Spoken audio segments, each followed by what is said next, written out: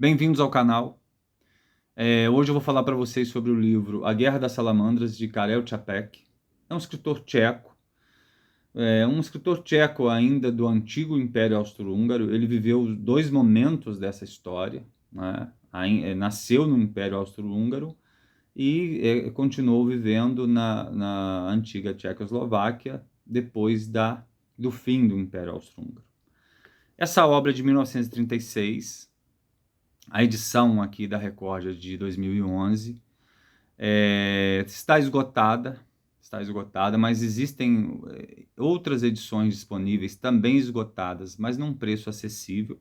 Não é algo assim proibitivo para que a gente está acostumado a ver com algumas edições esgotadas. É acessível, não é baratinho, mas é acessível. Eu vi há pouco tempo. Já tem um tempo que eu queria ler essa obra e não tinha tempo disponível. Imaginava uma coisa completamente diferente. Imaginava uma obra de ficção científica, uma obra que tratava de planetas,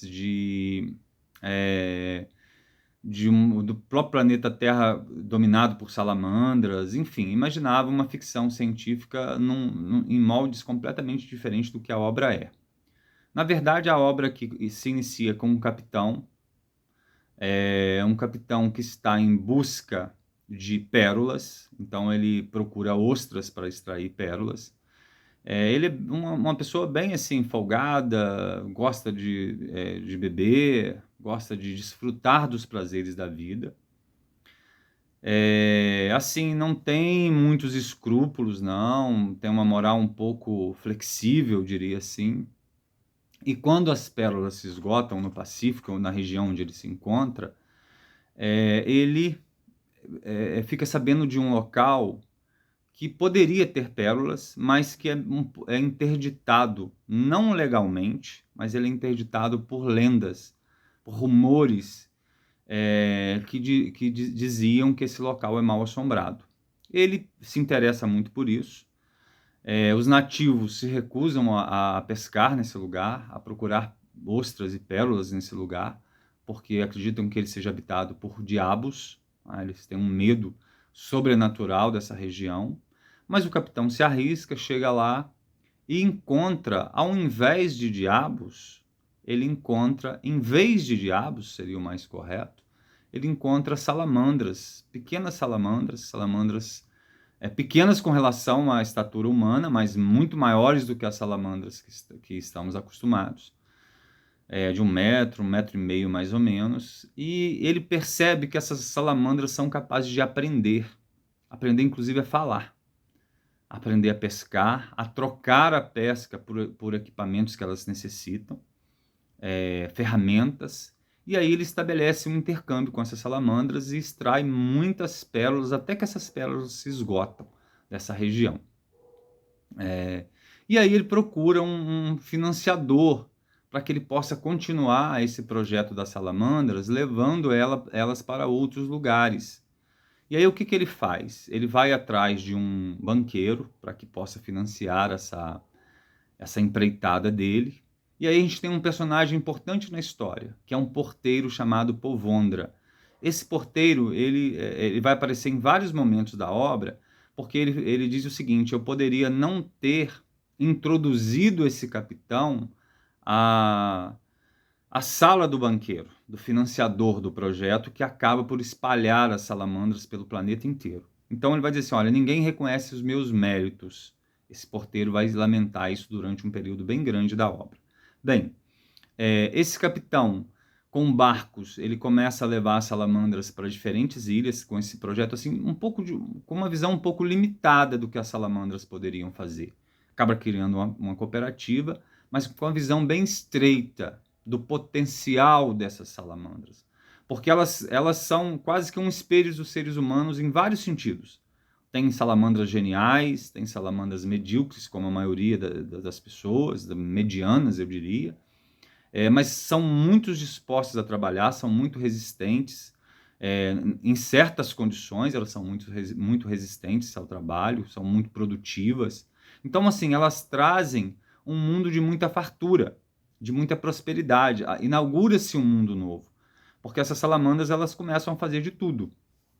começam a fazer muitas coisas, sempre na proximidade da água. Tá? Sempre na proximidade da água, elas começam a aumentar a produtividade humana num nível exponencial, há uma riqueza explosiva de produção, de fartura, de disponibilidade de bens a partir da existência dessas salamandras. Eles põem aqui, porque também é uma sátira da história, da nossa história, eles põem as práticas cruéis que a humanidade faz com essas salamandras, fazem experimentos científicos com salamandras vivas, cortam, recortam, deixam elas no sol para ver quanto tempo elas demoram para morrer, enfim, há uma série de crueldades aqui que as pessoas fazem e experimentos que eles fazem com essas salamandras, assim, numa indiferença gigantesca. E que, na verdade, ele está retratando coisas que a humanidade já fez e que mal sabia ele que faria, estaria perto de repetir isso numa escala, assim, gigantesca na próxima década. Né? A década de 40, então, foi uma década bastante fértil em termos de experimentos cruéis e de crueldade dos seres humanos consigo mesmo, da humanidade consigo mesmo. Então, na verdade, aqui ele faz um desfile dessa violência absurda, dessa violência brutal que a humanidade pratica em si mesma. Na verdade, ele está fazendo um retrato disso, né? Do abuso, da especulação, da exploração brutal, das diferenças brutais que existem entre as pessoas, de sistemas de governo que exploram brutalmente as pessoas. Então é isso que ele aponta aqui. E aí, enfim, isso vai crescendo, só que chega um momento que as salamandras começam a adquirir uma consciência, né? Elas adquirem uma consciência e começam a reivindicar algumas coisas, né? Elas começam a reivindicar algumas coisas. Aquelas salamandras que pareciam completamente diferentes, insensíveis, sem se importar com o sofrimento e a exploração que era feita com elas, elas começam a se organizar e começam a reivindicar alguns direitos. E aí a gente vai ter, assim, lá no final, propriamente, a guerra das salamandras. Praticamente quase que os 2 últimos capítulos do livro. Bem, mas aí voltando a esse senhor Povondra. Esse senhor Povondra, que era o porteiro, ele sente que os méritos dele ter sido o cara que possibilitou esse advento de um mundo novo das salamandras, esses méritos não são reconhecidos, ele se aborrece muito com isso, mas ele adota um hábito para compensar essa insatisfação dele, essa frustração dele, essa decepção com o não reconhecimento do que ele fez. Ele adota um hábito de recortar, fazer recortes de jornal, fazer recortes de notícias, né, de jornais que tratam das salamandras em diferentes línguas. E muitas pessoas começam a enviar esses jornais para ele, sobretudo o banqueiro que era patrão dele. Então, assim, ele vai juntando uma quantidade gigantesca de recortes. Esses recortes não são completos, porque a esposa dele, embora ela não fique muito satisfeita com esse hábito, com essa obsessão, ela prefere que ele faça isso do que outras coisas que os homens, que ela diz que os homens poderiam fazer, como ir para o bar, beber ou jogar. Enfim, é melhor que ele faça, que ele tenha esse hábito meio inofensivo. A única coisa que atrapalha um pouco é que sobrecarrega a casa com essa quantidade enorme de recortes, mas ela discretamente vai impedindo esses recortes de ficarem muito, muito volumosos, porque ela queima alguns quando eles começam a crescer demais em volume dentro das caixas que esse porteiro guarda. Inclusive, a gente tem aqui uma situação na qual nem todas as informações são completas, porque a esposa do porteiro queimou muitos recortes de jornal que ele tinha feito. Bem, voltando a uma questão. Durante uma parte do livro, o livro tem esse aspecto de retratar o que está acontecendo, analisando recortes de jornal do Sr. Povondra. Então, a gente tem um período do livro que a gente fica lendo um pouco desses recortes e discutindo, analisando esses recortes. O autor faz isso, ele elabora em cima desses recortes que sobraram. Eles são apresentados, inclusive alguns em línguas que ele diz desconhecidas e tal, até que chega, como eu disse para vocês, a Guerra das Salamandras propriamente ditas. É quando as salamandras chegam a uma quantidade gigantesca de superpopulação, e elas fazem essa guerra mais por necessidade do que por hostilidade ao ser humano, porque ela começa a necessitar de um espaço maior no litoral, então ela começa a exigir esse espaço. E aí ela começa uma guerra contra a humanidade para aumentar a costa. Como que ela aumenta a costa? Quebrando a costa, explodindo a costa.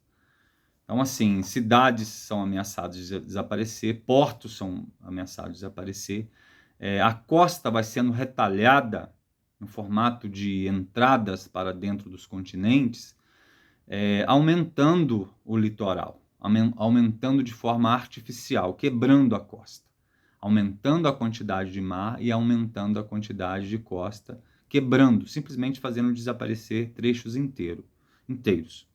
A solução para a humanidade é se refugiar no interior, inclusive no alto das montanhas. Aqui a gente tem um retrato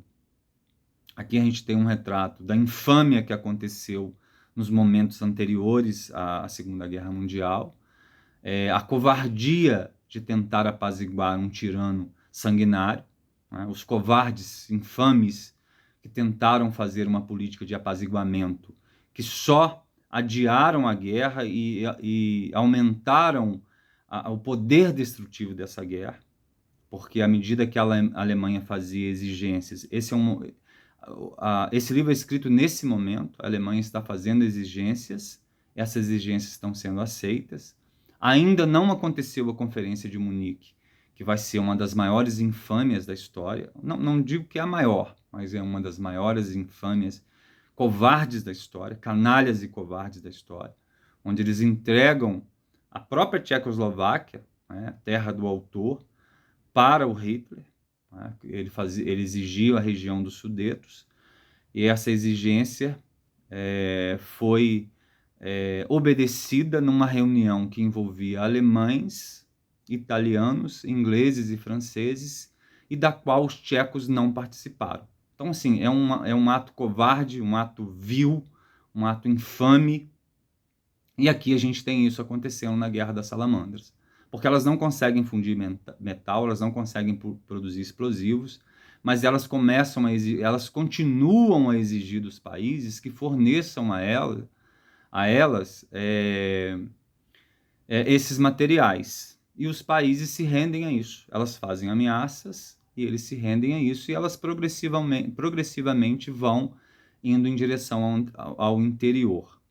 Esse senhor Povondra está refugiado no centro da Europa, então ele acha que ali as salamandras não vão chegar, até que num dia, pescando com o filho dele, ele percebe que essas salamandras chegaram, e aí toda aquela sensação que ele tinha de frustração de não ter sido recompensado por ser o responsável pela explosão das salamandras, pelo surgimento das salamandras, se torna um sentimento de culpa.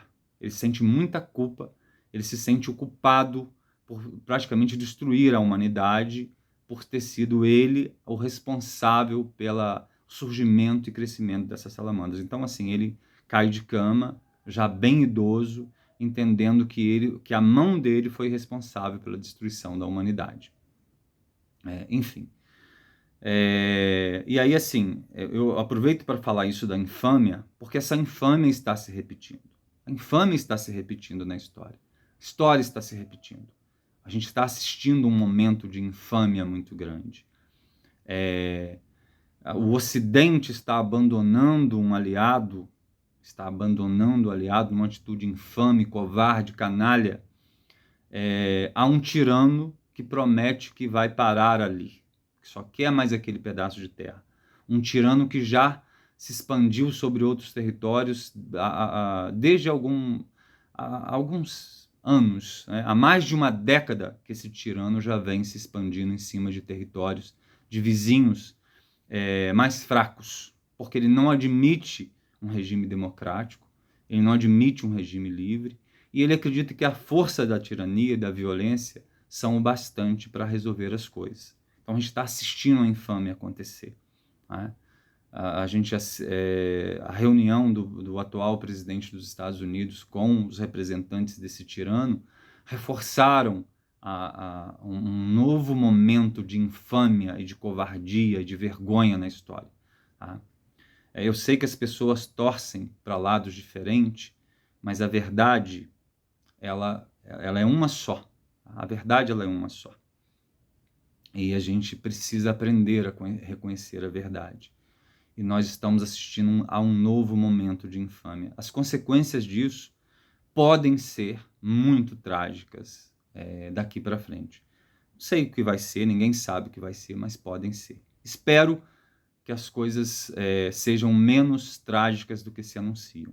Mas aí, voltando agora para fechar o livro, assim que está tudo terminando e parece que as salamandras vão vencer, o autor entra em cena, meio que numa brincadeira, num exercício de escrita, e ao entrar em cena, ele faz um exercício de como a humanidade não seria destruída pelas salamandras. Por quê? Se as salamandras são iguais aos seres humanos em vários sentidos, se elas copiam os seres humanos em vários sentidos, elas também acabam entrando em guerra entre si. Ao entrar em guerra entre si, elas desenvolvem uma bactéria, um veneno, que acaba exterminando todas as salamandras e a humanidade consegue se salvar no final. Essa obra lembra um pouco também a velha história do aprendiz de feiticeiro, que libera forças, poderes que não consegue controlar. O ser humano tem muito disso, dessa possibilidade de liberar forças que ele não consegue controlar. Eu acredito que esse livro é um livro distópico, como muitos da década de 20 e 30. Tá? Ele, de certa maneira, ele prevê algo que está acontecendo com a gente agora, que a gente não sabe exatamente o que será daqui para frente, mas são umas discussões. Prevê, que eu digo assim, prevê em termos da humanidade liberar forças que ela não consegue controlar de maneira tranquila, né? Como a própria força das armas nucleares, né? Que representa um perigo muito grande para a humanidade. E agora a inteligência artificial, que é algo que a gente olha assim meio espantado, meio esperançoso, meio fascinado, e que a gente acredita numa forma otimista que trará apenas benefícios.